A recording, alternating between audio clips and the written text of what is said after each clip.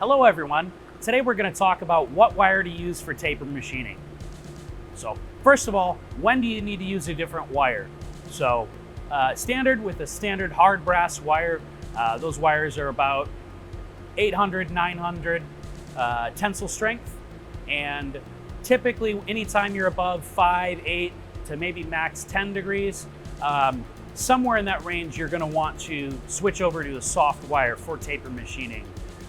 Depending on the accuracies and surface finishes that you need to hit.